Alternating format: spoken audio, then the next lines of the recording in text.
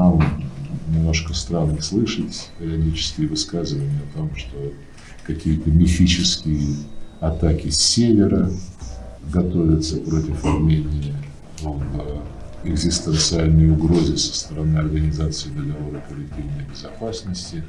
Потеря Армении – вот это гигантская проблема. Плевать на международное право, международный порядок. Если нам для нашей национальной безопасности необходимо было начать СВО на территории Украины, почему, исходя из тех же самых соображений, мы не можем начинать СВО и в других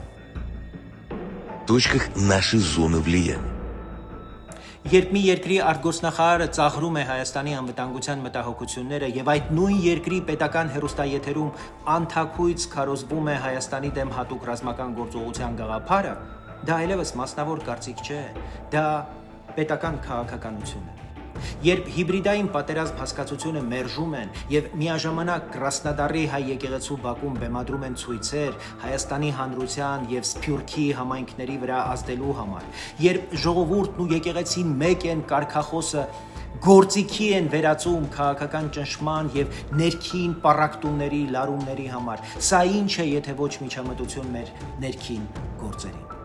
Երբ Սալավյովի, Դուգինի նման ֆաշիստ պրոպագանդիստները ռուսական պետական հեռուստաալիքներով բաց տեքստով անթաքույց կասկածի տակ են դնում Հայաստանի անկախությունը, նույն տրամաբանությամբ, որով արդարացվել են Ուկրաինայի դեմ պատերազմն ու այսպես կոչված պատմական տարածքների վերադարձի թեզերը, սա ինչ է, եթե ոչ ուղիղ սպառնալիք։